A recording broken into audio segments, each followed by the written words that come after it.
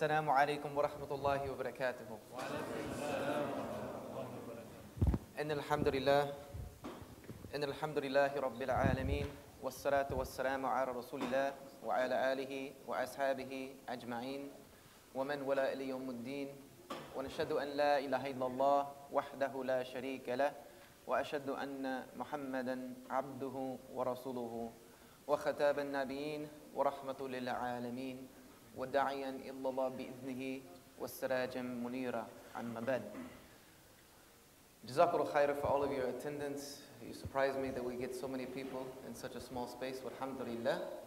And as a disclaimer, if it takes my thoughts a little while to process and I yawn frequently, know that's because it's 5:10 a.m.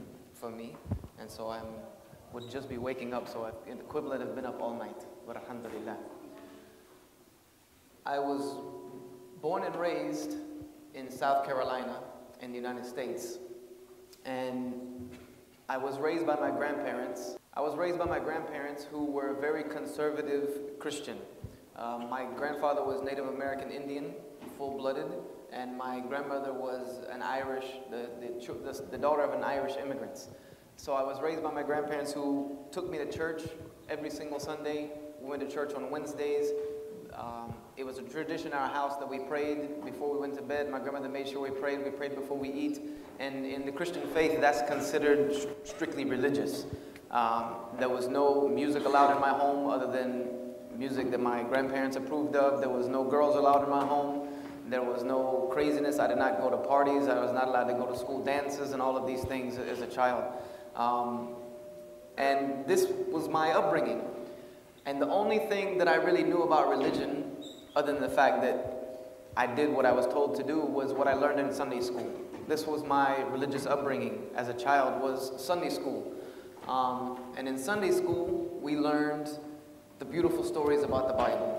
For instance, we learned about Noah and how he preached for 1,000 years and very few people listened to his message and God destroyed the world with the flood. And we learned about Moses and the children of Israel and the bondage of Egypt and him splitting the Red Sea and Pharaoh and all of these things. We learned about David and Goliath, the story where David kills Goliath.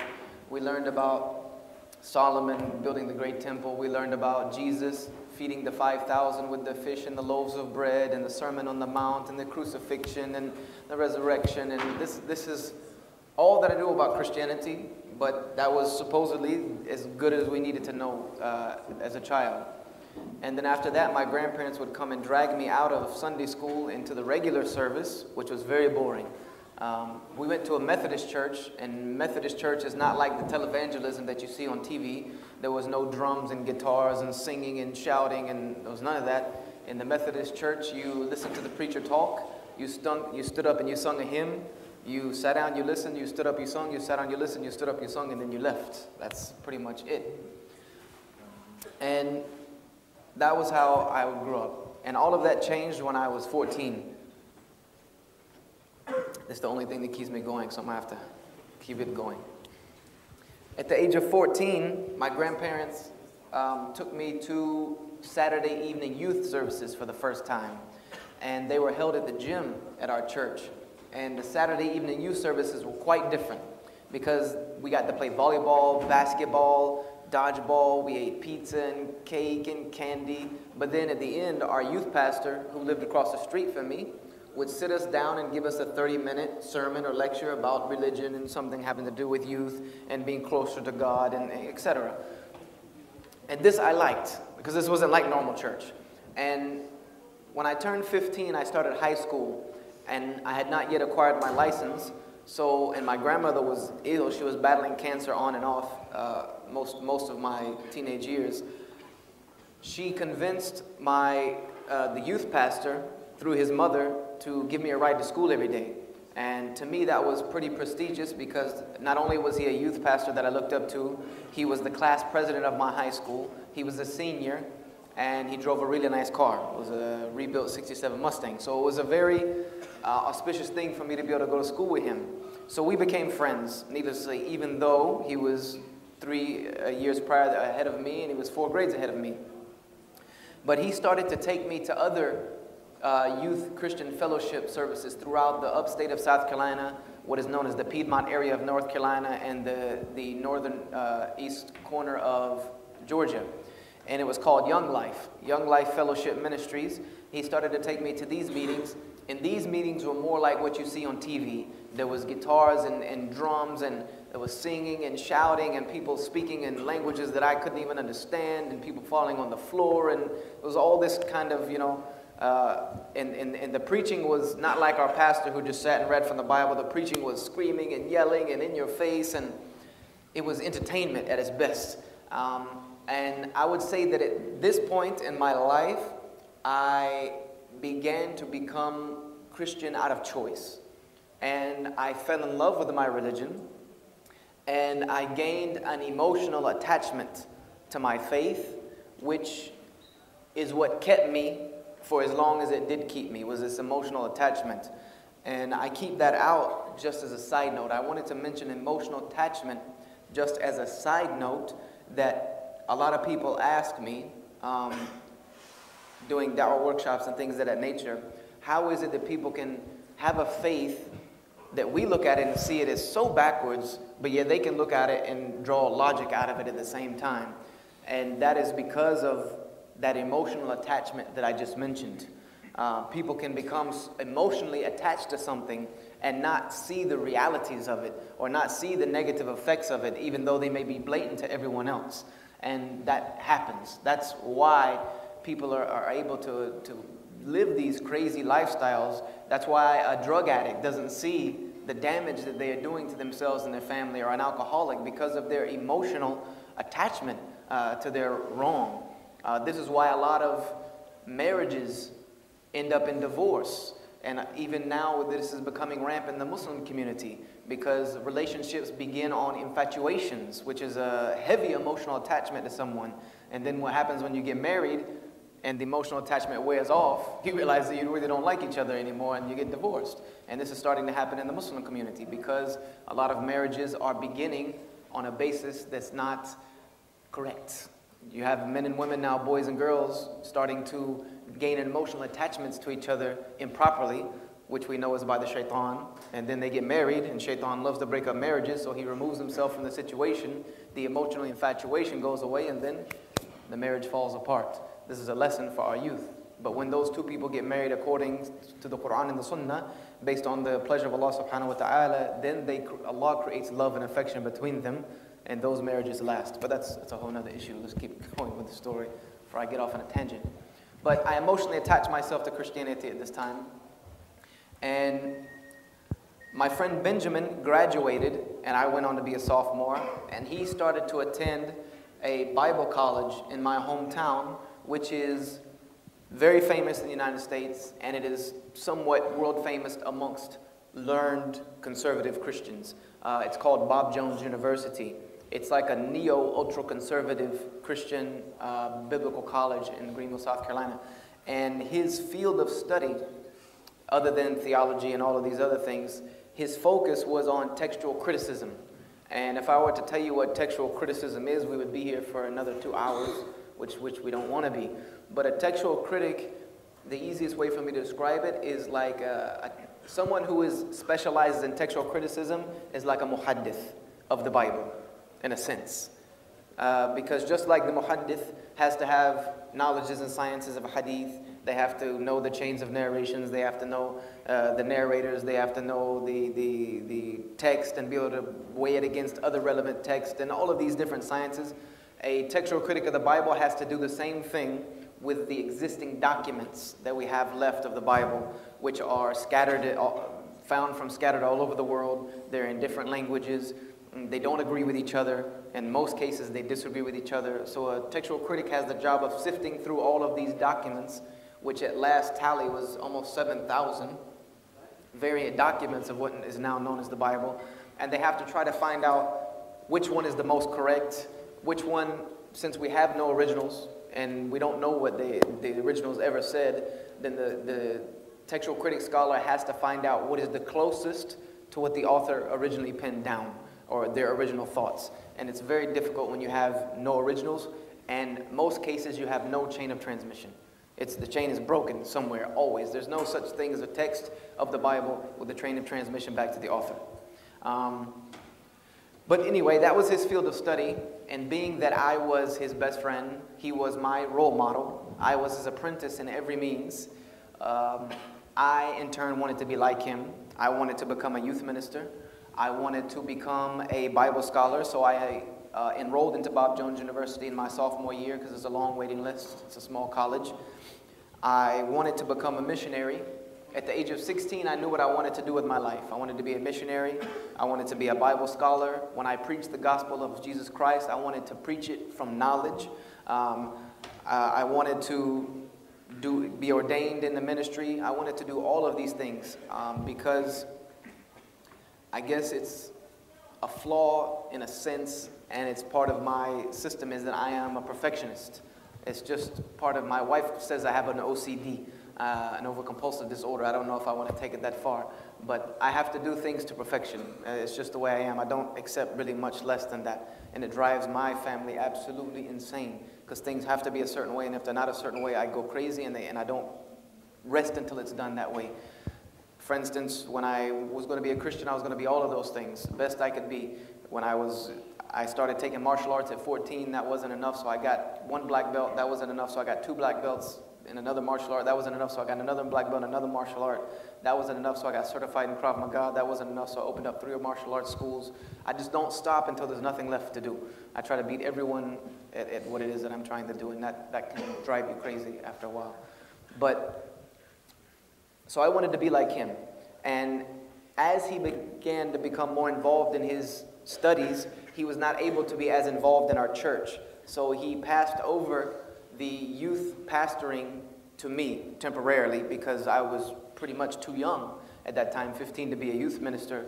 But I had already begun giving sermons at Young Life in different places like this, and people said that I had a gift for speaking. So my pastor started letting me do some youth pastoring. And when he liked what it is that he saw from me and people were very much happy with me, he decided just to leave me as the youth pastor as long as I wanted to be, even though I wasn't really old enough to be ordained as youth pastor.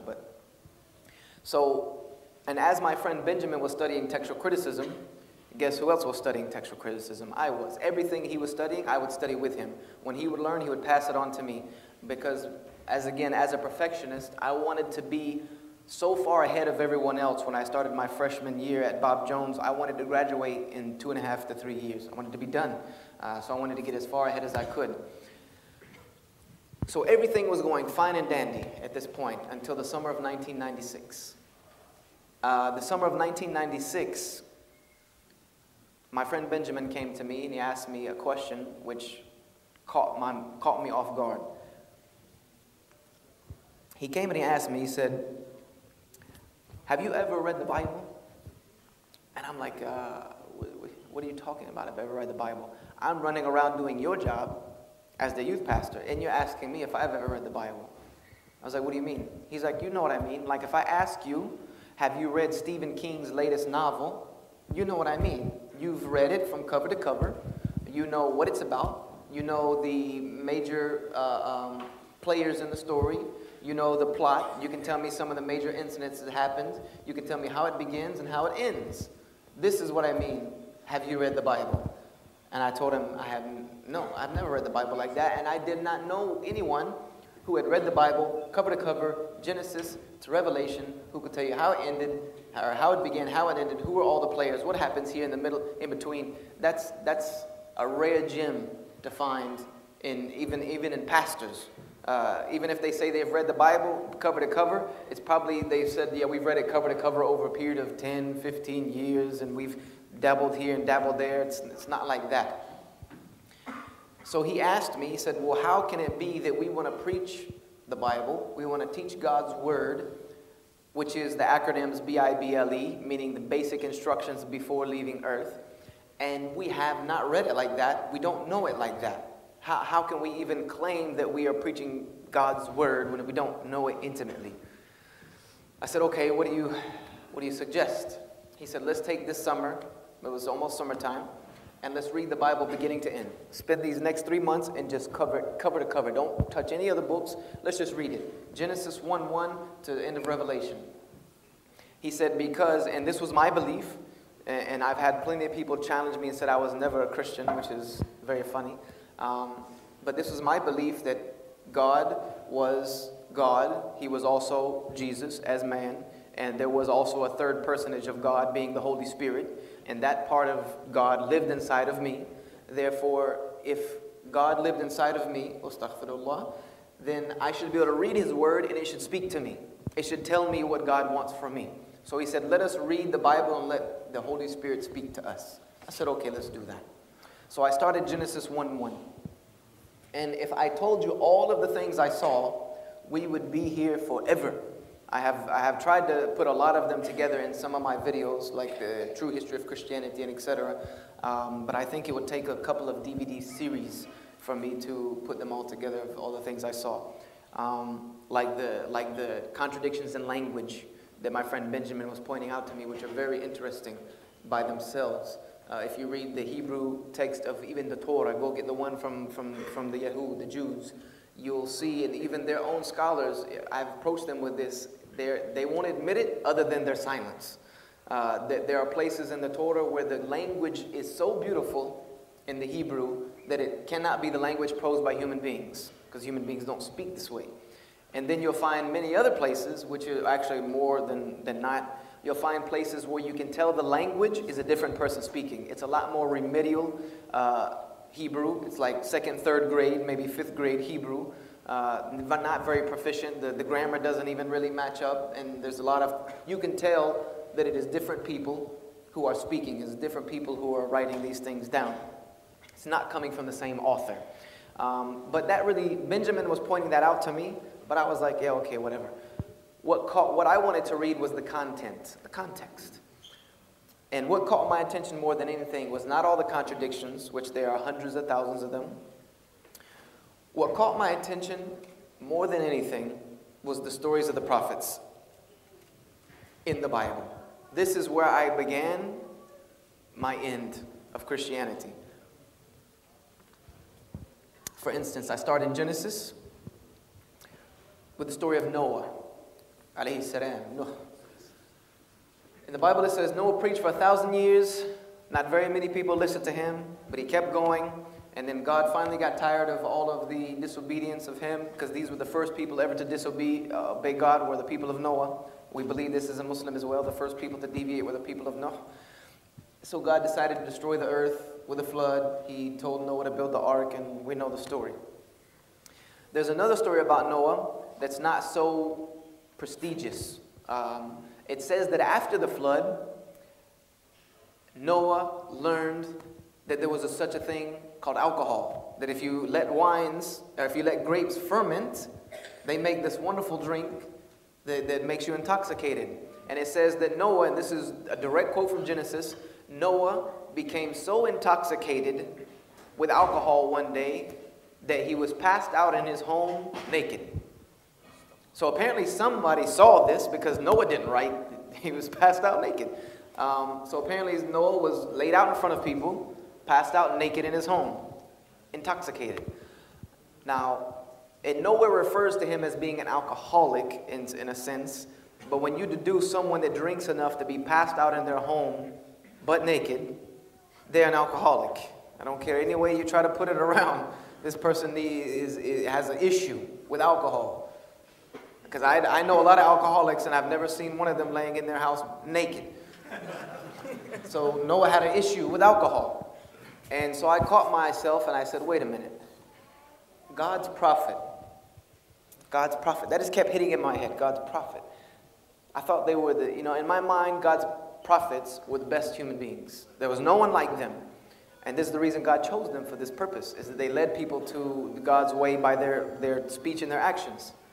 So I thought to myself, God's prophet passed out in his home drunk, naked. There's a problem with this for me somewhere. And then to kind of play it off, because it was a shock for me, I said to myself, now I know why nobody listened to Noah. He was an alcoholic who people found out was laying in his house naked. Nobody listens to those people. If you go to the city center, and I'm sure in every city center in the world, There's bums who get drunk every day and pass out on the streets and beg for money, right? I'm sure that Australia is no different. Now let's say that same bum whom you see every day passed out, urinating on himself and all other kinds of things. One day all of a sudden he jumps up on the park bench and says, you know what, God chose me to be a prophet, sent me with a message to tell you that if you don't follow me, I'm going to build this huge boat in Sydney Olympic Park, and if you get on it, you'll be saved. If not, God is going to destroy all of you. How many of you are going to be following this guy and go get on this boat, even if he can build it? That's what I thought. So I said to myself, now I know why no one listened to Noah except his family. And even then, his son didn't listen to him. So I was like, wow, but that's really weird. It's an issue for me. But I kept reading. I was like, okay, let's just go. The point is to read the book from beginning to end. I can't get stuck in Genesis. So I kept reading, and I got to the story of Lot alayhi salam. There is differences of opinion about, from biblical scholars whether or not Lot was a prophet. And I've even had some preachers debate me, oh, Lot wasn't a prophet. I said, who cares or not, whether or not you believe he's a prophet? God saw it fit that this man was important enough to put in his book. So there's reason to talk about him. He's in your book for a reason. So the story of Lot alayhi salam is the story of Lot in Sodom and Gomorrah, the cities that were overrun with homosexuality, and God decided to destroy that city due to their sins. And he sent Lot to them to warn them. Now, there's another story about Lot that's really not as prestigious. And because we have young children here, I have to water the story down. Because if I give it to you uncut, it's not PG. It's not even PG-13. You would need to show ID to be able to tell you the story in full detail. And I'm just very serious. There are plenty of stories in the Bible that you need identification to prove you're of age. And it would be in one of those little stores with the blacked out windows. I don't know if you have those over here. But the story is of Lot and his two daughters. Lot had two daughters and no sons. He had no one to pass on his lineage as a male child. And his daughters were worried about this because he was getting old. So his daughters decided to fix it, the problem. And the way they decided to fix the problem was the oldest daughter got Lot intoxicated. Here we go with the alcohol again. It seems like it's an overwhelming message in the Bible. Lot's daughter, oldest daughter, got Lot intoxicated one evening and then slept with him and became pregnant by him so that she could possibly have a son. And just to make sure that there was a 50-50 chance, the youngest daughter did the same thing the next night. And they both became pregnant by their father. So now I'm really have an issue because now we have two drunk prophets and one of them is sleeping with his daughters. So this is starting to become a bad theme to me. So now I'm really interested in the stories of the prophets. So I'm reading all of it, but I'm reading kind of quickly through because there's a lot of parts of the Bible that really you would wonder, like, what in the world is this even doing in this book? It has nothing to do with anything. There's an entire book called Ruth in the Bible that never even mentions God. It's a love story. It's like a romance novel. You're like, what? You finish it and you're like, okay, whatever. There's nothing came out of that. But so I kept reading, and there were a couple of other stories, but I don't want to keep you here till the Fajr. And the two that really caught my attention the most after the one about Lot was the story of Solomon and David. Sulaiman alayhi salam and Dawood alayhi salam. And the story of Solomon is that he was one of the greatest kings of Israel in the Bible. He established the temple, which is now the Temple Mount, which is what the Jews are trying to destroy Masjid al-Aqsa to rebuild, thinking that their Messiah is going to come, which is just going to be the Dajjal, so I don't know what they're in a hurry for. But there's another story about Solomon in the Bible where it says that Solomon once became so weak in his faith that he worshipped idols. He committed shirk. Shirk ad-din, the greatest shirk.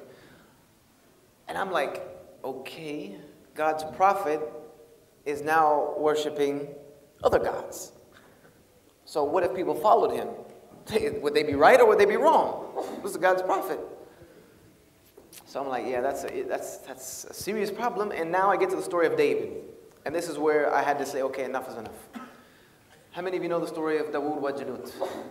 Dawood wa Jalut, David and Goliath, where David killed Goliath. Should all know the story. If not, you need to go pick up a Qasas al-Anbiya, inshallah. There's another story about David that's, again, not so great. It's a story of a David and a woman named Bathsheba in the Bible. Bathsheba is known as a very beautiful woman in the Bible. She was very gorgeous. And David saw her sunbathing one day on her porch. And he decided that this woman was so beautiful he had to have her. So he went and he slept with her. The only problem is she's married. And she's married to one of the commanders of his army named Uriah. And so David committed adultery, a sin punishable by death according to his own law. And now David has to figure out how to solve the problem. He feels bad about what he did, so he says, okay, let me fix the problem. Do you think he fixes the problem by repenting and becoming a better person and, admitting his sin? Nope. He sends a letter to his army saying when the battle is fierce, because they were fighting in Philistine at the time, he said, when the battle is fierce, I want everyone to abandon Uriah so that he dies. So they did that. Uriah was killed, and now David is able to have Bathsheba, and nobody can say a thing. So he committed adultery and then covered it up by committing murder, or conspiracy to commit murder. So now I'm like, wait a minute. Enough is enough, man. This is getting way out of control. I don't even want to go any farther than this. This is just seriously out of control. I thought God's prophets were the best human beings on earth. Now we have prophets who are alcoholics, passed out in their home naked. We have prophets who are sleeping with their daughters. We have prophets who are committing idolatry, committing adultery, and murder. These are like the first 5 capital sins. These are breaking the first 5 commandments. These are seriously the first 5 commandments. Have no other God before me. Covet not thy neighbor's wife. All of these, you broke them all. And I'm like, these are not the best people. Not only are they not the best people, these are some of the people who you would see on America's Most Wanted in the States. You know that guy, John Walsh with the leather coat? He'll be looking for these guys. If I see these guys, I'm calling the police. I would not leave my 4-year-old son alone with David or Noah. And if Lot got anywhere near my daughter, I'm going to kill him myself. And these are God's prophets. So there's an issue here for me. There's a big issue for me. So I started to commit the biggest sin in Christianity. And Christians challenge this. But the ones who've left Christianity, they know I'm telling the truth. The biggest sin in Christianity was I started asking way too many questions. I started asking way too many questions that I had no business asking. Say whatever they want to say. That's the biggest sin in Christianity. And when I started to ask all these questions, I got to ask my pastor, a youth pastor, a couple other pastors. I even got to ask one of the greatest televangelists in the world. His name is Benny Hinn. How many of you ever heard of Benny Hinn? He's one of our favorites, right? He loves us, right? We love him. He doesn't like us, but we like him. They all told me the same thing. It was kind of like a pre-recorded message. They would tell me, Brother Joshua, don't let a little bit of knowledge wreck your faith. Because we are not justified by knowledge. We are justified by faith. This is Paul's teaching, by the way. We are justified by our faith in the Lord Jesus Christ and his shedding of his blood for the redemptions of sins. This is a direct quotation from Paul. He said, so it is your faith alone that gives you justification unto salvation, not knowledge. So basically, you don't need to know nothing. You just need to believe it. And he told me, my pastor told me that real faith is belief beyond the capability to understand. That's real faith. It's faith beyond the capacity of reason. Faith beyond the ability to understand it. That's real faith.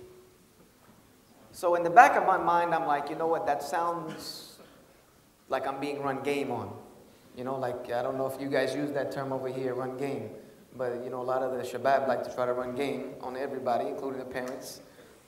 And I said, I know when I'm trying to be sold snake oil, I know like you're trying to sell an Eskimo an igloo, ice.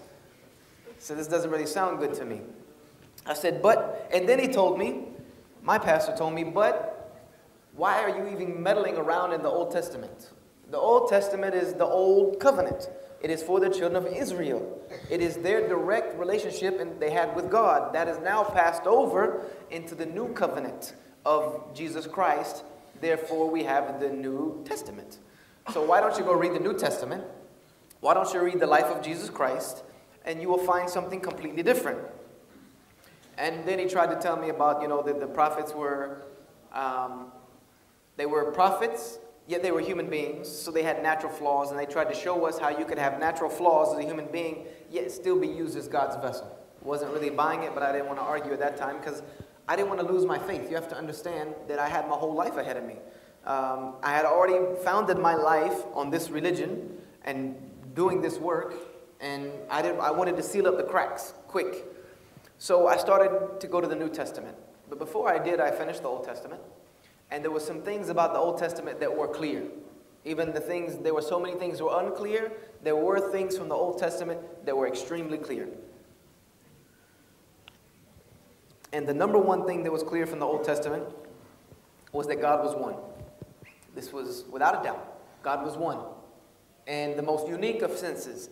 And there's so many verses that speak of God's oneness in the Old Testament that it's not even, we don't have the capacity to relate them all in this time. Sitting. Like for instance, hear, O Israel, the Lord your God is one. Hear, O Israel, I am the Lord your God, and there is none else. Hear, O Israel, I am the Lord your God, and there is none like me. Hear, O Israel, the first commandment was what?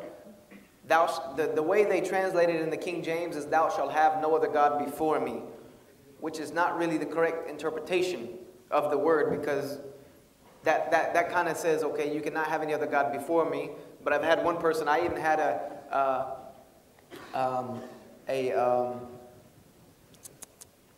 a Hindu tell me, okay, yes, in the first commandment is you should have no other God before me, but God didn't say anything about beside me or behind me. So it's not really a good translation. The correct terminology of that verse is, God says in the first commandment, you shall have no other God along with me.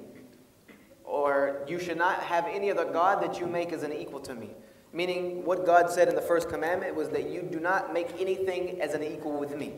You do not give anything that which rightly belongs to me. Your worship is for me alone. Your sacrifices are to me alone. This is what is meant by this commandment. So this was very clear without a doubt. And number two, God was very jealous. He was extremely jealous. And the only time he would really flip out on the children of Israel was when they would worship something else other than him. He would flip out on them and make their lifestyle more and more and more strict. That's why you think the Sharia is strict. You've not seen anything like the Hasidic Jewish law. The Hasidic Jewish law is so strict just because of the fact that this is the adab of Allah that He has placed on them. That if they want to continue to follow that law, that broken law, it's very strict. It's really, really strict. There's so many things they can't do, it makes absolutely no sense. It's kind of like being in prison. And that is a reason for that. There's a reason Allah did that. Because prison is for what reason? It's to contain criminals, yes. But also prison has a lot of things that are psychological. For instance, like all of the bars. Any of you have ever, because I used to do a lot of prison work, been inside a prison, you know there's too many, there's more bars than necessary. They're bright colors. They make you wear silly jumpsuits. The food is completely nasty. All of these things are not only to punish you, but also to remind you every single day that you wake up, you're in jail. And you're here for a reason. And don't come back. This is the point of a lot of things in prison. And this was the point of Allah's restriction on the children of Israel, to remind them that I am Allah. You don't disobey me. I make the rules, not you. You want to disobey me? I'll just make it tougher. And another thing I realized from the Old Testament was that salvation, that means if you wanted to go to heaven in the Old Testament, there was two ways to do it. Only two. You worship God alone and you obey Him. This was it. That was it. You worship God and you obey Him and you go to heaven. That's it. And the last statement of the Old Testament. Any of you know what the last statement of the Old Testament is? It's a very profound statement. The last statement of the Old Testament in Malachi, which is the last book of the Old Testament, God says to the children of Israel, I do not change. I do not change. Therefore the sons of Jacob are not consumed. He says, I don't change. That's why I have not destroyed you. This is basically his last message in the Old Testament, is that I don't change my mind. Basically, Allah is saying, I don't change. That's the reason I have not destroyed you, because I made a covenant with you. And I don't break it. Because I don't change my mind. And we know this from the Quran, where Allah subhanahu wa ta'ala says that the sunnah of Allah does not change. The way Allah deals with His creation does not change. So I began to read the New Testament, the life of Jesus Christ. And if I went into all the problems of the Old Testament, all of the textual problems, all the historical problems, all the contradictions of the message and the themes, and man, it's a headache. Trust me. If you want to know more, you can. If you want to know all of those, you can go to my website, and I have a lecture series called "The Truth of the History of Christianity." On there, it talks all about the New Testament. But what I wanted to see was Jesus. What was his message? Who was he? What did he teach? What did he preach? What was his life like? So I started to study Matthew, Mark, Luke, and John. But I studied it differently than any other Christian would ever study it. And this is why they don't see what I saw so clearly, is because of the way they look at it. This is why I love the study of textual criticism. I even apply that to my Islamic studies because it gives me a much deeper knowledge. Like you have Matthew, you have Mark, you have Luke, and you have John. And they're all stories about Jesus. And the way most Christians read them is they read them Matthew to the end, Mark to the end, Luke to the end, John to the end. And what they think they're reading is 4 of the same story told by different people. Just a different perspective. But the way, if you read it the right way, and you read linearly, instead of, you read like this, across rather than down, you see something completely different. The way you do that is I read the first chapter of Matthew, which has a certain amount of set of stories. Then I would read the first chapter of Mark. Then I would read the first chapter of Luke. Then I would read the first chapter of John. Then go to 2, 2, 2, 3, 3. Because then you're seeing the same stories by all 4 people at the same time. And you realize there's really something wrong here. There's really an issue here because it's not the same story, not by the same people. They don't mean the same thing. But what I did see from the New Testament was that this is what Jesus taught. He taught that God was one. That without a doubt, he taught that God is one. He even says it. He quotes Deuteronomy. Hear, O Israel, the Lord your God is one. In John 17, verse 3, he says, this is life eternal, that they may know you, the only true God, and Jesus Christ, whom you have sent. He teaches equivalent many times that God was greater than him. He said, the Father is greater than I. He says that God is greater than I. When somebody asked him, called him good master, he said, why do you call me good master? For there is none that is good. And actually that's the real connotation of the Greek, which is not a language Jesus spoke. So it's hard to even know that that's what he said, because it's by a language a man didn't speak. But in the Greek, it says, Jesus said that all good comes from God. Everything that is good comes from God. He said, why are you calling me good? For there is none that is a source of good except one, and that's God. This is Jesus' message, that God is one. So what did Jesus teach about salvation then? Because I was thinking to myself, I thought Jesus was God. But he couldn't be God because he's saying that God is one. But wait a minute, it is one because he is God at the same time. No, he can't be God because Jesus, when somebody asked him when was the day of judgment, he said, no man knoweth the hour, not even the Son, meaning himself. Only the Father, meaning God in heaven, knows the hour. I said, so he can't be God. He didn't even know the day of judgment was going to be. When he taught people to pray, he taught them to pray, our Father who art in heaven, hallowed be thy name. Thy kingdom come, thy will be done on earth as it is in heaven. Praising God. And then he asked God, give us this day our daily bread. The Lord's Prayer is separated into 2 parts, which is very interesting to me now as a Muslim. The first part of the Lord's Prayer is praising God. And the second part of the Lord's Prayer is asking for redemption and deliverance onto the right path, which is very interesting. But so I'm saying he can't be God. Because God is not all-knowing and knowing.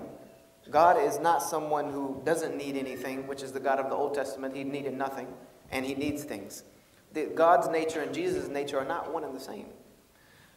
So I said, okay, well then how do we go to heaven if Jesus is not God? Maybe he was just the Son of God. Maybe he was just God in the flesh. But then I read on, and a man once named Lazarus once came to Jesus, a rich man, once came to Jesus, and he asked him, "O good master, how do I inherit eternal life? How do I go to heaven? How do I get salvation? Now, Jesus didn't reply saying, I'm going to die on the cross, resurrect myself on the third day, etc., etc., etc. He said, follow the commandments. He said, obey God. Obey God's law. And the man said, I've done that. I've done that. This is a lot of Christians, they misinterpret these things because of their emotional attachment, preconceived notions. He said, I've done that. And Jesus told him, he said, okay, if you've done that, that means you're perfect. Then what you need to do is you need to go to your house, sell everything you have, and you need to come work for me. You need to come do what I'm doing. If you're so perfect, I need some help. You need to come work with me. And the man realized at that point he was not perfect in God's eyes, so he left crying. But this was Jesus' message to the man. Keep the commandments. Follow God's law. You want to go to heaven? Follow God's law. I'm like, what happened to the crucifixion? And I start looking for anywhere Jesus says that he's going to die on a cross on the third day and be resurrection for the sins of humanity in that language. And what I find out is it's not there. The only places you can find that is in, what is the word I'm looking for? Implicit terminology, meaning he said something that you can take to mean that if you already think that's what it means. But if you didn't know anything about the crucifixion, you would not necessarily deduce those things. So I'm like, wait, but God's message is clear. God's message of the Old Testament is clear. I'm one, worship me, go to heaven. And this is the same thing that Jesus is teaching. God is one, worship him, go to heaven. So now I'm like, okay, what about the crucifixion? And I promise you we're getting close to the end. So I'm like, I have to now find out what the crucifixion is all about. Because it's in all 4 books of the New Testament. What is it about? Why did they try to crucify Jesus? Why was the crucifixion even necessary if Jesus is teaching that salvation lied in following the law? And Jesus is saying that he is a fulfillment of the law.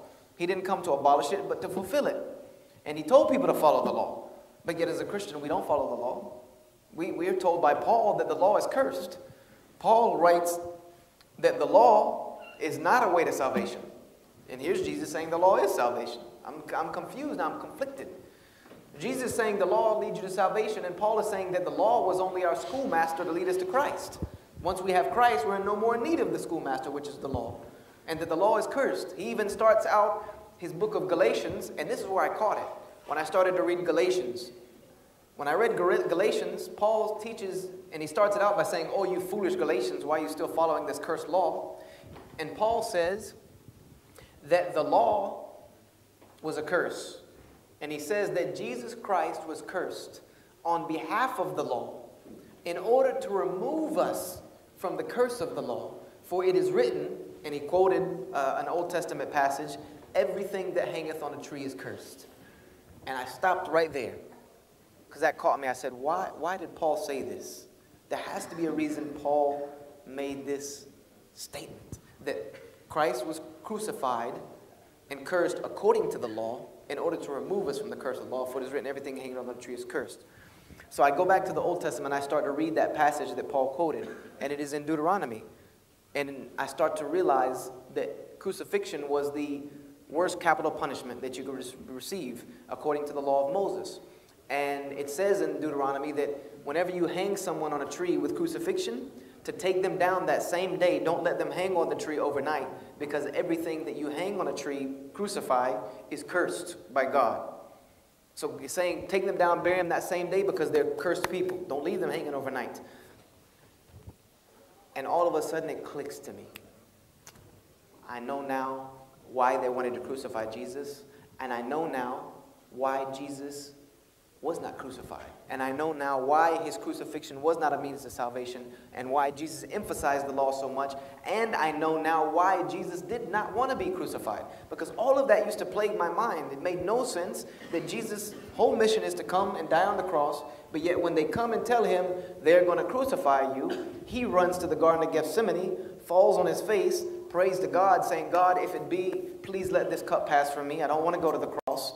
He's begging God, crying so hard that his sweat becomes as if drops of blood, asking God, don't let them crucify me. I'm like, wait a minute, this makes absolutely no sense. It all clicked together. And rather than going through the whole line of it, I'm just going to tell you why, so we can get to the end. There's one reason they wanted to crucify Jesus. Number one, Jesus was a man who came to a people who had completely lost God's message to the children of Israel. And there was a group of people amongst them who were called the Sadducees and the Pharisees. These were the ulama of the time. But the ulama were very corrupt. The scholars were very corrupt. They were using God's law and God's religion to subjugate the people and to get rich off the people and to get wealthy and have status and prestige. They were using God's religion to make themselves better than everyone else. And they were keeping the people ignorant. They were keeping the people poor and all of this other things. Jesus came to put a check on that, basically. He came to put things back at a level playing field.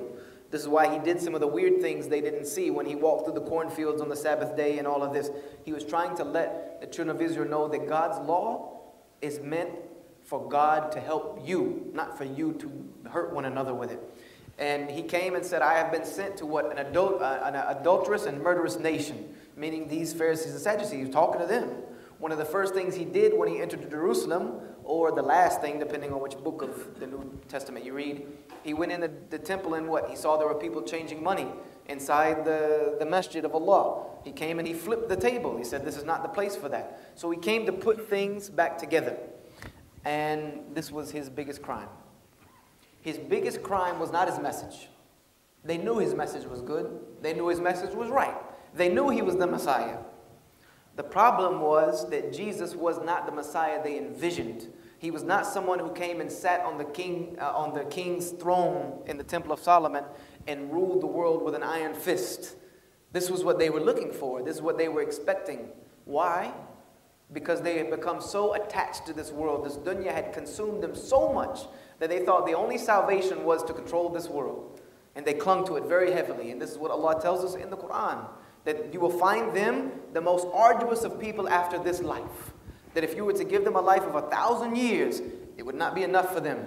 And Allah even challenges them with that. Tell them, if you're God's chosen people, wish for death. They will never do it. So I began to see this in the New Testament, that this was the problem of the children of Israel. That this is the only way they would accept Jesus as the Messiah is if he ruled with an iron fist over the whole world. But Jesus was trying to tell them was, I did not come to bring you the kingdom of this world. I came to bring you the kingdom of God, the kingdom of heaven, the kingdom of the hereafter. That's what God is wanting for you, the akhirah. Not this. This means nothing. Jesus spent his whole life trying to show them that this world is nothing. What I've come to bring you is the hereafter. And this is the message of all the prophets. All of the prophets said they came to take us to the kingdom of the hereafter. That this world is really nothing. But they weren't trying to hear that. Not only that, but then he went even farther than that. They might have been able to let that go. They might have just said he's just an idiot. The biggest sin of Jesus was that he challenged the authority. He challenged the authority in the ruling elite. The people who were subjugating themselves over everyone else, he challenged their prestige and he showed them for who they were to the people. So, of course, anytime, I don't care what your message is. I don't care how good your message is. I don't care how pure your way of life is. The moment you become a threat to the status of the ruling elites, the moment your way of system that you're trying to bring becomes a direct threat to the system that is set up to subjugate human beings, you will become public enemy number one, and they will exhaust no efforts to silence you and get rid of you. That's what happened to Jesus, which happened to every other prophet that came along. And this is what Warqa bin Nawfal told our Rasul sallallahu alaihi wasallam that he already knew. How many of you remember that story when he went to Warqa bin Nawfal? Warqa said, I wish that I was a strong young man so that I could stand beside you with my sword when the day your people will throw you out. And he said, they'll throw me out. He said, no one has come with what you came with except that their people threw them out. So this is what Jesus made himself a threat to. So what did they do? They had to get rid of him. Jesus has to go. He's got to go. So they had to find a way to get rid of this man. But not only did they want to get rid of him, because Jesus wasn't like any other prophet. They realized that. Jesus came blazing with miracles. Allah sent him with miracles like had never been seen. They said, not only do we need to get rid of him, because they could have killed him. Jesus had no tribe. He had no lineage. He had no father. So they could have just killed him and dumped him in a ditch. Nobody would have done anything about it. But what they wanted to do was to discredit him. This is what they needed to do. They needed to discredit who he was. They needed to make him look so stupid that no one would ever believe in his message again. And they realized, they were very smart. They said, there's one way we can get rid of him. He's coming saying he's bringing the law of God. He's the fulfillment of the law of God. Because they tried other things. If you read the New Testament, they tried to trick him many times. They even tried to get him to speak against Caesar. If any of you read the New Testament, they came and asked Jesus one time. They tried to trick him. They said, do you think we should pay taxes to Caesar? Had Jesus said no, whew, that's it. That's a capital crime. They would have killed him on the spot. He said, he tricked them. He said, give to God what belongs to God and give to Caesar what belongs to Caesar. And leave me alone. So they asked him many things trying to trick him. So they couldn't figure out any of that. So what they decided to do was they decided to start calling him that he was saying that he was the king of the Jews. In a direct challenge to Caesar's empire. They started calling him the king of the Jews. And that's actually, believe it or not, what he was crucified for, not for calling himself God. Because they even nailed above the cross that they would supposedly, whoever was crucified on, here lies the king of the Jews. But they started saying that he was calling himself divine by some of the things that he said, like the Father and I are one. But they were misinterpreting the things he said, which Christians do today, the same thing. They took that and started to say that he was a direct challenge to the seat of Caesar. So they were taking him to Pontius Pilate and said, you need to crucify this man. You need to kill him. He's a direct threat. When Pontius questioned Jesus, what did he say? He said, I find no fault in this man. Take him. But eventually they convinced Pontius to try to crucify him. And there's one reason they wanted to have Jesus crucified. Because Pontius asked, what do you want me to do with him? They said, crucify him. He's like, crucify him. He's crucify him. Was one reason why. Because of that Old Testament statement that everything that hangs on a tree is cursed. They realize if we can crucify Jesus, he cannot be the Messiah. Because you cannot crucify God's Messiah and curse him according to the very law that he is saying he's coming to fulfill. What an idiot he will look like if we can crucify him, and no one will ever believe in him. This is also why Paul said that the crucifixion was the stumbling block of the Jews. They were laughing at the Christians. You believe in a crucified Messiah? Are you serious? There's no such thing as a crucified Messiah. It can't happen. They knew this. So this is why they wanted to crucify him. And when Jesus realized that, that's why he went to the Garden of Gethsemane. That's why he fell on his face and prayed to Allah so hard, saying, Ya Allah, do not let them crucify me. Because he understood if they crucify me, they'll never believe in me. I've wasted my mission. All this work is for nothing if they crucify me. And we know that Allah subhanahu wa ta'ala answered this. I realize this now as a Muslim. And as a side note, which I'm going to get to the end, I promise you, but I hope I'm not boring anyone to death. As a side note, we know that our Rasul sallallahu alayhi wa sallam said that every prophet was given a dua in their lifetime that Allah promised to answer. Yes or no? Every prophet was given one free ticket by Allah. Ask whatever you like, I'll give it to you. Allahu alam, but this may have been Jesus' dua. He may have pulled that out at this time and whipped out that get out of whatever free card and said, Ya Allah, I need this dua now. And some scholars adduce that this may be what happened because according to the Gospel of Barnabas, which don't use it as a direct evidence because the Gospel of Barnabas has its issues as far as textual relativity. But according to the Gospel of Barnabas, Jesus made this dua and then all of a sudden the angels came and took him. And this was the answer. But Allahu alam, Allah saved him from this. So I realized to myself, Jesus could not have been crucified. I realized it. No matter, I don't care, because when I started to read the crucifixion story again, I started to focus on it. Even in the New Testament, I realized, wait a minute, it was not Jesus that was crucified. There's different stories about what's happening here. There's different stories about what happens during the crucifixion. There's different stories about what happens after the crucifixion. Even in the resurrection, because I started to question the crucifixion. And the guy told me, no, look, we even have witnesses in the Gospel of Thomas, where Thomas said that he went to Jesus, and there's another book that's not in the Bible. He said he went to Jesus, and Jesus said to me, oh, Thomas, why do you doubt that I was crucified? Look into my hands and see the marks. I said to myself, wait a minute. Crucifixion is not through the hands. This was told to me by a rabbi when he was laughing at the crucifixion story. He said, you think because people, have you ever heard of the Christians getting the stigmata? You ever heard of the stigmata? Where's the stigmata these people you see with these miracles in their hands? It is physically impossible to crucify somebody through the hands. You nail somebody through the hand, and you hang them on a pole, see how long they're going to stay up there. Their body weight is not even going to let them be up there. So I laugh at this. This is your miracle, stigmata through the hand. Christ could have not have been crucified through the hands. Crucifixion would have been through the arm and through the shin bones. So you got some issues. But anyway, so I realized Jesus could not have been crucified. So I started asking now these questions, and of course I was quickly removed as the youth pastor. No longer was I able to even speak in public anymore, which I didn't want to anyway, because I could not continue to preach a message that I did not believe in. And finally, my friend Benjamin, when I told him what I was saying, he smiled, and he said, "Come with me." He took me to his textual critic professor.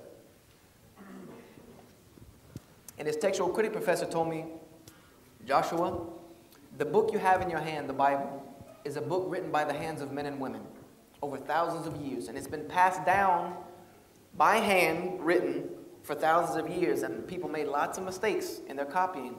Sometimes the mistakes were accidental, sometimes they were purposely changed for many various reasons." He said, but what you have in your hands now is a product of the hands of men and women, and they left their fingerprints on it. So it's not without error. It's not perfect. No, it's not.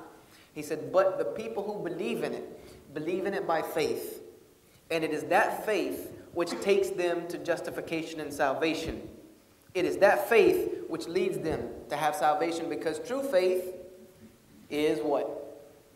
Belief beyond the capability to understand. Belief beyond the capability of reason. Even belief in the face of blatant evidence. And so I said to him, let me tell you something. I said, what you tell me is a bunch of garbage. I said, because God is perfect. Yeah? He said, yes. I said, therefore, God's book should be perfect. Therefore, God's prophets should be perfect. God's message should be perfect. And everything that comes from him is perfect.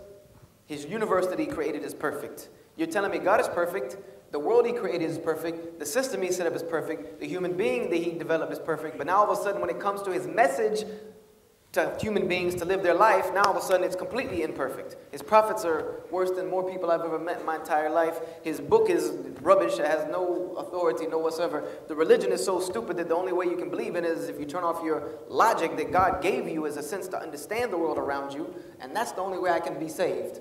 He's like, yep. I said, well, this is not the religion for me. And I left. I left Christianity completely. I said, this is garbage, man. And I started to look for other religions. I studied Hinduism. That's like a soap opera of gods. Seriously, it's like a soap opera. One god gives birth to another god who then turns and kills his mother, and he sleeps with his sister. And oh, by the way, this week another god, we found one. There's another one did this, and man, this is just craziness. I studied Buddhism. I don't know how that's a religion. Buddha never mentions God. He never even alludes that God exists. So, don't know how that's a religion. I studied Taoism, some very good teachings, but still a lot of rubbish. I studied Wiccan, which is the spells, magic, witchcraft, all that good stuff. I studied Bushido, which is the samurai code of conduct. Very good code of conduct, except for the whole falling on your sword thing. Not really down for that. But I studied every religion that I could get my hands on. And I had one person tell me, a pastor, and he was very arrogant the way he said it. You just proved yourself a liar telling me that you studied the world's major religions in less than a year and a half. You're such an idiot. I said, you're right, I'm such an idiot that I would take a glass of dirty water, which is the world's religions, and I would drink a sip of it, realize how dirty it is. Oh, but let me keep drinking it until I finish the whole glass and hope that the last sip is good water. That would be the idiot. That's the world religions. When I took one sip and saw how dirty it was, I spit it out and I put the cup down. That's what I did. When I studied the religion far enough to realize it's garbage, it's garbage. What digging in the... If you go in the dumpster and realize it's only garbage, what are you going to find at the bottom? More garbage. So I left it alone. And I also read a book about Islam. I got a book from the public library about Islam. I don't remember the name of it. but it said that Muslims, M-O-S-L-E-M, which is a very derogatory word, it means someone who oppresses someone else, coming from the word dhulam, Muslim, means one who commits dhulam, which is oppression or wrong or harm or evil. It's a very slight of the tongue. It said that Muslims worship a moon god called Allah, who lives in a box in the desert of Saudi Arabia, and that all Muslims were Arabs, and they had many wives, and they beat them all day long, and that the greatest deed of a Muslim was to kill a non-Muslim at any time, at any place, without discretion, and then they would get virgins when they went to heaven. So I put that book back on the shelf, and I marked Islam off the list like this, and I said to myself, if I ever accept another religion, it'll never be Islam, and if I ever see a Muslim, I'm going to Bruce Lee him on the streets, and I'm going to call the FBI. I said, but I've never seen a Muslim. I live in South Carolina. Never seen a Muslim in my life. So khalas, I'm good. So I left religion alone completely at 17. And I said, you know what, God? You don't want to help me out? I help myself. You don't want to show me the right way? I'll make up my own way. And I promise you, I'll show you how much better I can do at doing my thing. So I started to drink and party and get into all of the things that you can get into as a youth, 17 years old, lost, angry at God, angry at religion. There's a lot of trouble you can get into. And like I said, I'm a perfectionist. If I was going to be a Buddhist, it would have been orange robe and bald head and sandals. If I was going to be a Wiccan, it would have been spells on everybody. If I was going to be a samurai, I would have been running around in the dress and sword and katana and all that good stuff. That's just the way I am. So when I went after the streets, I wanted to be a proper gangster, a proper thug. I wanted to, the whole Tupac thug life movement was heavy at that point. Tupac had just got killed and Biggie and all that stuff, so I was in it. And my biggest problem was my anger issue. I was getting into fights, got kicked out of school, had to go to night school and finish and get my secondary degree. I got arrested one night for a fight that a young man didn't want to get off the phone. So I made him get off the phone. The pay phone, and it didn't really help because I broke the phone. And it turned out that he was the son of a judge. So that really didn't work out for me. But I had an anger issue. I was just angry, and I thought that, I had a black belt at that time, so I thought I was Bruce Lee reincarnated from Hinduism. Picked up at that from Hinduism, so I thought that if I was Bruce Lee reincarnated, anytime somebody got in my way, I was gonna, kung fu connection right there on the streets. And I didn't really need a reason. I would try to find a reason, to get my anger out. So it got me in a lot of trouble. But there were two things that changed that. The first one was by the way, I've played baseball all of my life. Baseball has been in my blood. I lived, breathed, and eat and slept it. That was even more than martial arts. I had a natural talent at it. In my sophomore year of high school, I was promised that if I graduated with a C average, I had a guaranteed 4-year scholarship to one of the best baseball schools in the country, Clemson University. I lost that when I beat up the young man at the payphone. So I decided that if I couldn't go to Clemson, I was going to party there. So I was coming back from a party at Clemson with a friend of mine, and we were both highly intoxicated, and we flipped the car over. They say on the report 7.5 times. But I don't really know who did the counting, because the car broke in half. One half of the car was in the ditch, the other half was in the middle of the road. And the funny thing about it was we destroyed the car, and we were both unharmed. He had a broken ankle, which for that type of break was nothing, and I had a cut right here in my arm that I still have a scar to today. That was it. We walked away from the accident. And the police officer that came told us, he said that God has a purpose for you two young men's life, because people don't live through things like this. He said, I've been to too many accidents, much less than this, and people don't walk away from this. He said that God has a purpose for your life. You need to figure out what it is. And I laughed at him, not in his face, in the back of my head, because I wasn't going to jail, and I didn't want to push it. My friend was. And I said that if God has a purpose for me, he had his chance. And I looked at my friend and said, God must have a purpose for you. That must be why we're both here, so I appreciate it. And a couple months, like a month or two after that, a few weeks, I didn't learn my lesson, so I decided to go to New York City with my friend. My dad was living in New York at the time.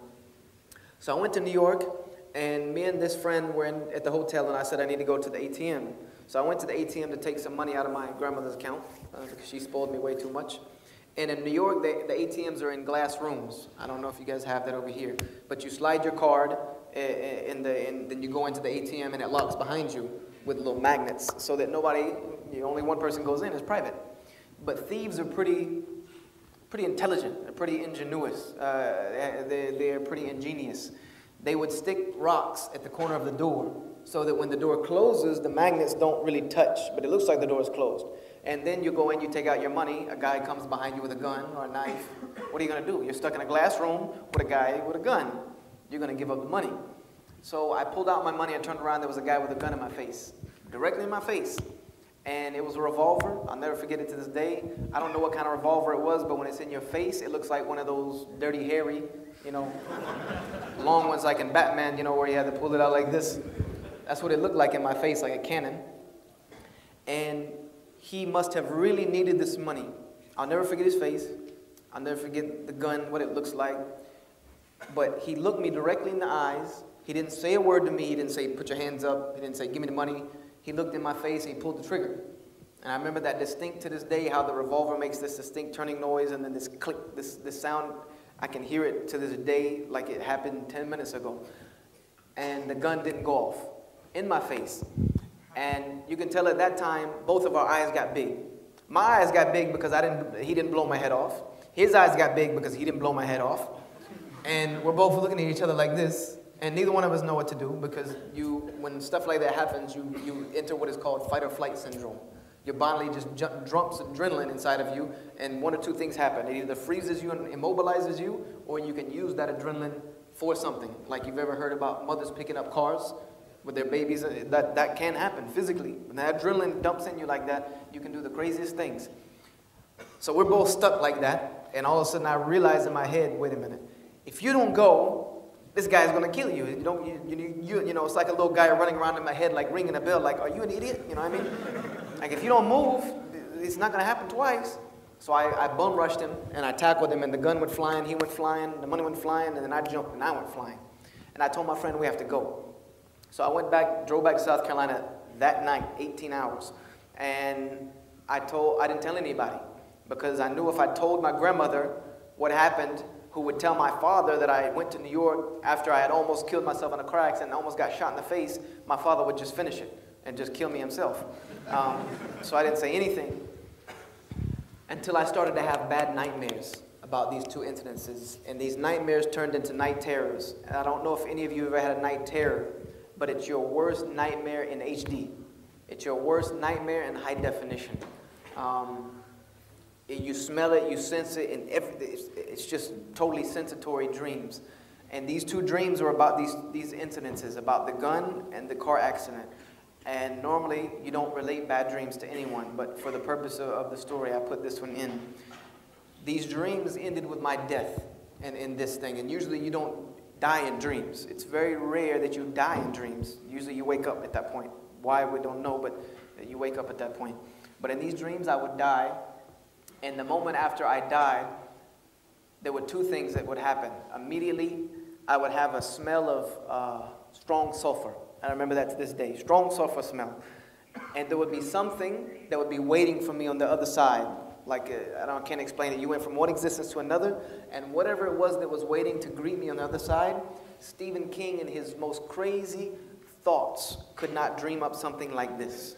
Whatever this thing was that was waiting for me in the hereafter, if that is 1/1,000,000th, 1 small millionth of how bad what is waiting for the disbelievers in the next life, I don't want any of it, because it's the most frightening thing I've ever seen in my life. And I would wake up screaming. And after I woke up screaming a couple nights, my grandmother asked me what was going on. So I told her what was happening, the gun, and the guy almost killing me in the dreams. My grandmother told me, God has a definite purpose for your life. And if you don't see that, you're the biggest idiot I've ever seen, and I did not raise an idiot. God really, really, really wants something from you, and if you don't figure it out, you're going to hell. This is what she told me, kitchen table, breakfast. I mean, I haven't even finished my eggs yet, and she's telling me I'm going to hell. So I tell her, okay, what should I do? She told me, you need to get back together and find God. I said, I looked for him and I didn't find him. She didn't tell me to go back to church. My grandfather had already passed away this time, a few years ago. She said, God didn't go anywhere. You just haven't found him yet, but you need to keep looking. So I became a deist. A deist is someone who believes in God, just has no religion. So I started to pray how I had seen the prophets of God in every religion, in every religious book pray. I started to pray on my hands and knees, on the ground. And I think this is what happened to me when I changed, is I stopped trying to chase God down, and I got on my hands and knees one day and I said, God, if you want me to know you, then you need to guide me. You need to show me the right way. I can't do it by myself. I need your help, and I need you to show me the right way. So I started to, delve into these religions again a little bit, but there was one condition I had for taking another religion. One condition, and this was it. This is why no other religion met my satisfaction. I did not want to hear what I should believe anymore. I wanted to see it. How did I want to see it? I wanted some tangible proof. I wanted someone to give me something in my hands that proved to me the validity of their religion. So the Bible didn't do it. The Torah didn't do it. The Bhagavad Gita didn't do it. The Vedas you couldn't go through in a lifetime didn't do it. The scrolls of Tao didn't do it. The books of Buddha didn't do it. The Bushido Code didn't do it. The Wiccan Book of Spells didn't do it. They all were flawed. So I didn't find anything. One day, I was sitting at a friend's house who was a Muslim. I didn't know. I knew him for a couple years, and I never knew he was a Muslim. We were at his house and talking about religion. And my friend and me were debating about religion, and I didn't know this guy was a Muslim for two reasons. Number one, he was an African American, and I thought Muslims were Arabs. And number two, I didn't know that Muslims, along with their worshiping their moon god in the box and killing non-Muslims and beating their wives, I didn't know they could sell drugs. That's what this guy did as a profession. He sold marijuana for a living. And so I was at his house. Me and another friend were debating about religion. And he walked in the room. His name was Blunt. But his name was Musa, but we called him Blunt. He was from New York. And I should have known it because he was always talking about getting that Arab money and dealing with the Arabs in New York and things like that. Anyway, he came in the room and he said, have you ever heard about Islam? I'm like, yeah, man, I heard all about Islam. He was like, well, I'm a Muslim. I was like, I knew you were a comedian, dude, but you need to do stand-up with that act.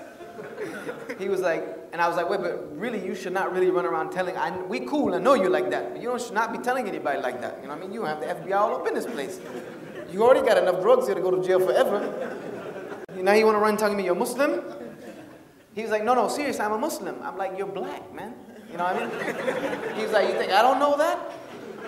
I was like, you can't be a Muslim, they're Arabs. He's like, what were you talking about? So I told him what I knew about Islam. He was like, man, what in the world? Whatever you read, this is the biggest garbage I've ever seen. He said, Islam is the complete opposite of that. So I told him, I was like, all right, tell me about Islam. He said, I can't because I'm not the best Muslim. He said, I can't. He said, I barely pray 5 times a day like I'm supposed to. I don't do the best that I should. He said, but I do know where you can go to find out about Islam. I was like, where? He's like, come with me on Friday to the mosque for Jummah. I'm like, okay, the only thing I understood out of that sentence was Friday. That's it. Something on Friday. He said the mosque is like church for Muslims. And Jummah is like Sunday service. It just doesn't have any chairs. I'm like, cool, church with no chairs. That's good. That's the worst part about church, was those benches. So I said, okay, how are we going to get to the mosque? Because I'm not driving that far. Because my thoughts were the mosque had to be somewhere in another state. I'd never seen one. He's like, it's on Wade Boulevard. I was like, man, now I know you're kidding. Because I live off Wade Boulevard. There's no mosques. There's no mosque in Greenville. I've been all over this city. He said, yes, you know where Lee Road intersects with Hampton? I was like, all right, now really quit the jokes. I live on Lee Road. There's no mosque, dude. He's like, no, you know that missionary training facility on the corner? I said, look here, buddy. I used to take missionary classes to become a missionary, to probably go to Muslim countries and convert Muslims. I used to take missionary courses there. There's no mosque there, man, let me tell you. He said, you know that brick building in the same parking lot as the church with the gold thing on top? I'm like, yeah, the gym. He's like, nope, that's the mosque. So I'm like, oh my God. Not surprised, like, wow. I was like, oh my God, these crazy Muslims live at the end of my road. They live at the end of my street. And I didn't know. So I said, okay, I'll meet you there on Friday. So I went home and told my grandmother, did you know these crazy Muslims live at the end of the road? And she's like, yeah, they don't bother anybody. And I'm like, well, I'm going there on Friday for their prayer. She's like, okay, just be careful. So I went on Friday, but I didn't just walk up in the mosque. You think I'm an idiot? You know what I mean? I have some street smarts. I have a little bit of street education. I know better. I see there's only one way to get in this building. I'm not going in it because that's the only way to get out. I'm going to sit on the church steps and watch. I want to see who goes into this mosque. Guess who goes in? Arabs. Maybe some Pakistanis, but at that time you all look the same to me. So there's a few Africans, but they weren't African Americans, they were real deal Africans. So I'm looking and there's not one single American into this building. So what do I say to myself? Check. Number one, all Muslims are Arabs, except for maybe a few Africans. And I start paging Musa, because he's not here. I start paging Blunt, and he's not, because the cell phones weren't a big thing back then. So I start paging him, and he's not responding to me. I'm like, why is this dude not here? You know what I mean? He's the one that invited me, and he's not here. And then all of a sudden, some guy pulls up in front of me. He gets out, short, with a thobe on, and he's like, can I help you? And he was very soft-spoken, very short, maybe 5'2", 5'3". I said, yeah, Musa invited me to come watch your prayer services. And he's like, yeah, we know Musa. He just doesn't really come here that much. He said, but come in and I'll take care of you, this and that. He was very nice. I thought he seemed a little too excited to get me in the building, but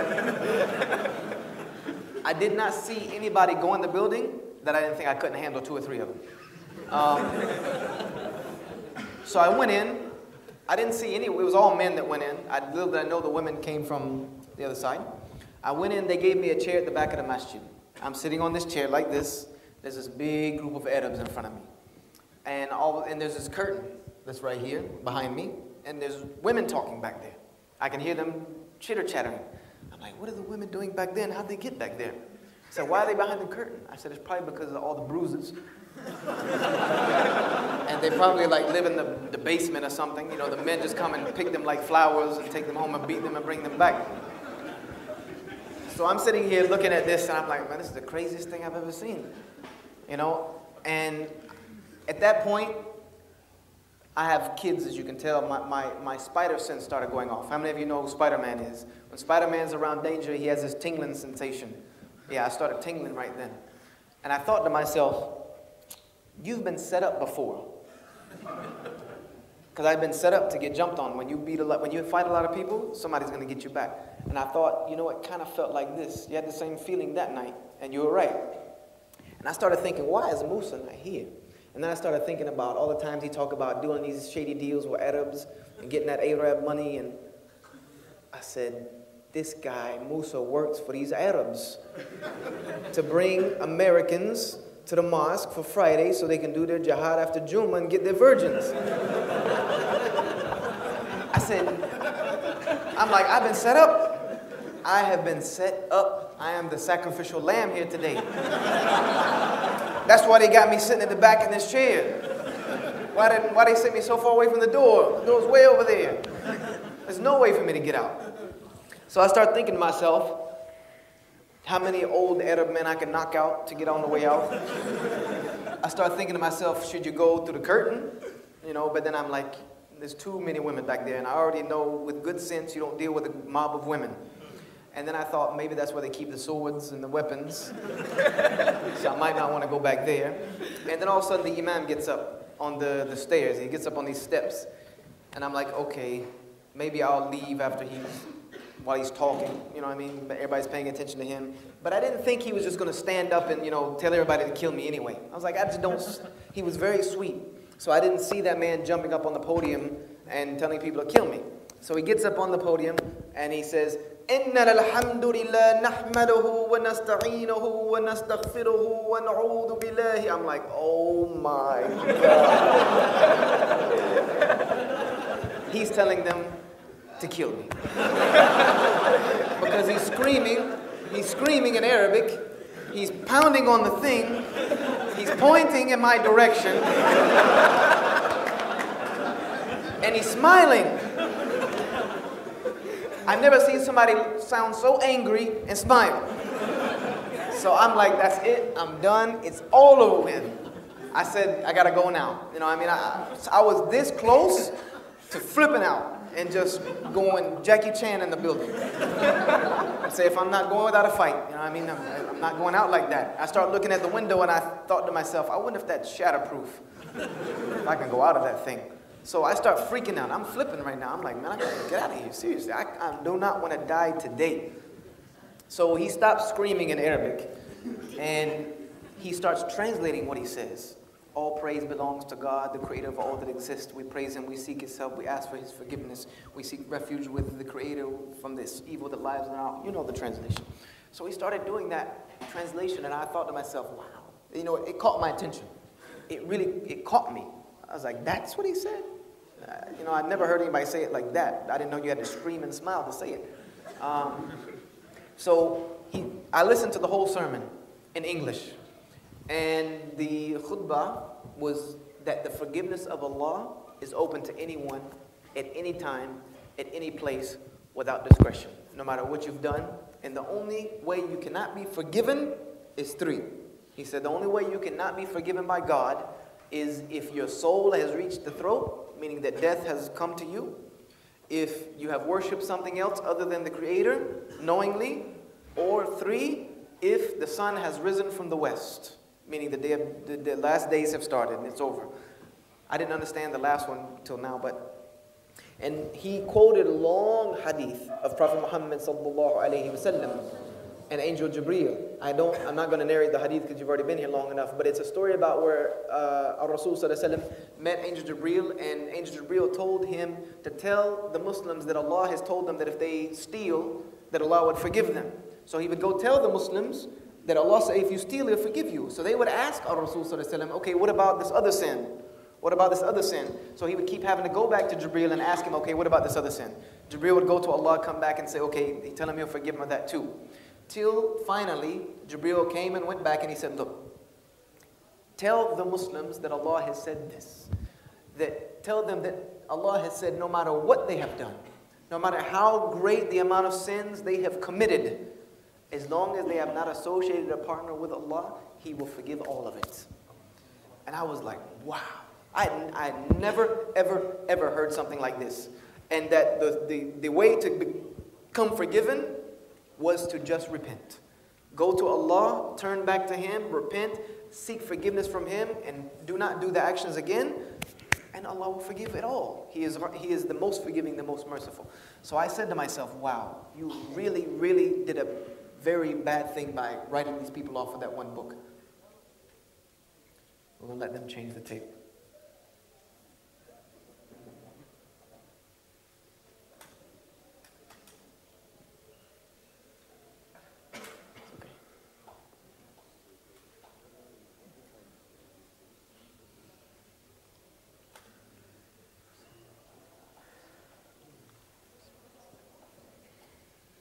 So I said to myself, you really need to do some more investigation into this Islam thing.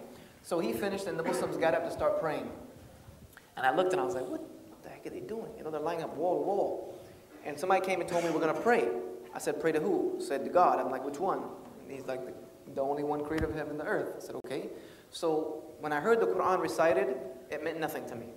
And this is a lesson for us in our dawah events when we spend 15 minutes reciting the Quran in Arabic at the beginning of it. It means nothing to people who don't understand it. It only meant something to the Sahaba because they understood what it meant. The English translation is different. But I didn't understand what the Quran meant when it was recited. But when I saw the Muslims bow and prostrate on the ground, so many verses of the Bible rang in my head. So many verses of other religious books that I had read rang in my head that this is the way that God has ordered people to pray.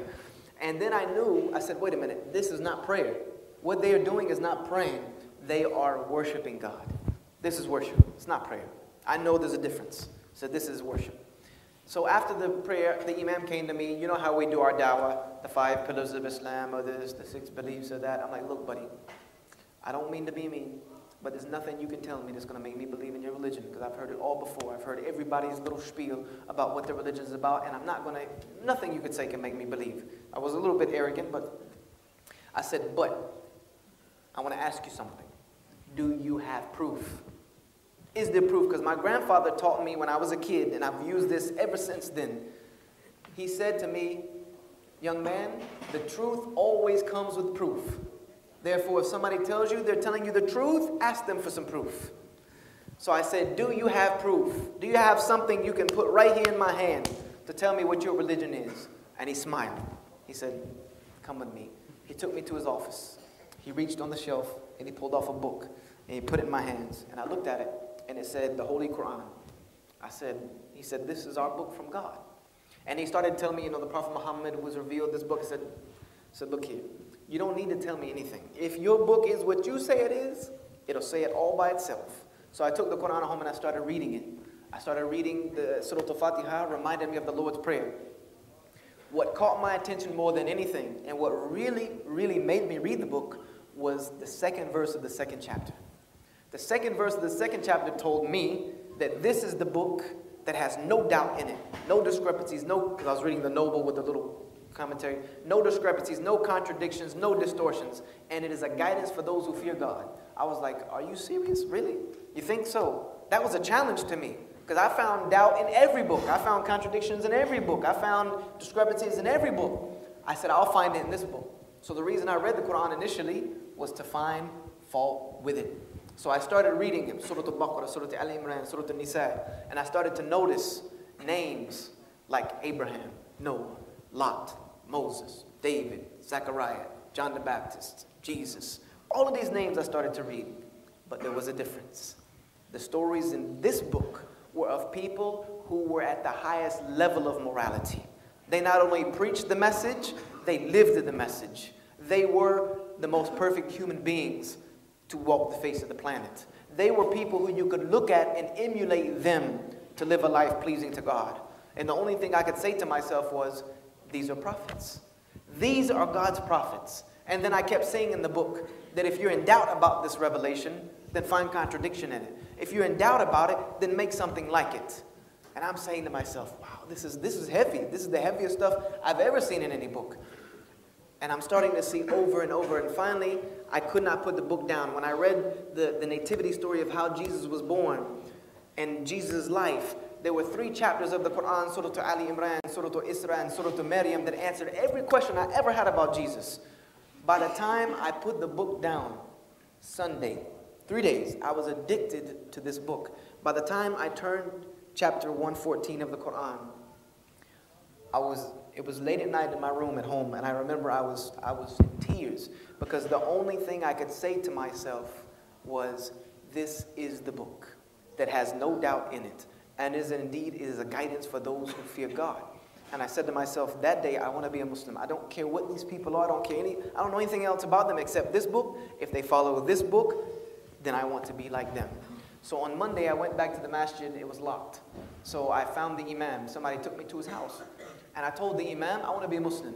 And he was shocked. He was like, what? I said, yep, this book is what you say it is. It is what you say it is. That's enough for me. He said, so you believe there's only one God and he's the only one that should be worshipped? I said, I've always believed that. I've just never seen it like this. He said, but I have to tell you a little bit about Muhammad, because the second part, sallallahu alaihi wasallam, the second part of the shahada is to believe in Muhammad, sallallahu alaihi wasallam. I said, there's only one thing you need to tell me about Muhammad. He said, what? I said, did he give us this book? He said, yes. I said, then he's a prophet. This is his evidence. I said, because God is perfect, this book is perfect. Therefore, whoever it came through, they're perfect. So I said, Muhammad Rasulullah. So that day, December of 1998, I accepted Islam. I said that this is it. This is my way of life. And I know I've kept you forever, but I want to spend 5 minutes telling you why I tell my story. Because if I do it just for entertainment, then wallahi, I could have stayed at home. I could have saved myself 15 hours on a plane. Seriously, you could have put it on the screen and watched it on YouTube. It's probably better than live. The reason I tell my story is because I don't want to see anyone else struggle for the truth the way I had to struggle for the truth. I don't want to see anyone else have to go through what I went through. And there are so many people in the world that are where I was in 1998. They're lost, and they want to know the right way. But they want to know it with truth and proof and evidence. And there's so many people in Australia like that. I know, and I've never been here. There's so many people in Sydney just like that. I know, and I've never been here. There's so many people in your neighborhood just like that. And I know that are lost, and they want to know the truth. So what are we doing? We are the ones that have it. Why are the people having to chase us down? Why is it that I had to chase down the Muslims who lived across the street from me my entire life? That's the question we need to ask ourselves tonight. Why are people having to chase us down? Why is it that out of every time I hear someone that has accepted Islam, I always ask them how? Why is it that 4 out of 5 of them had to look for you to come to the truth about Islam? This is the real thing we need to question ourselves about. That we are allowing these people that we should be concerned about, that Allah gave us as an amana, this deen of al-Islam, and He has entrusted us with these people who are ignorant about Allah and about this deen, because they are a trust for us, because we are considered in a sense of authority. When you have the truth, it's an authority upon you to pass it on. So why is it they're having to look for us? Why is it that we're not doing our job? This is something that really, really needs to change. This is why I tell my story, to let people know that this should stop. To listen to or download more Islamic lectures, please visit www.islamicmedia.com.au.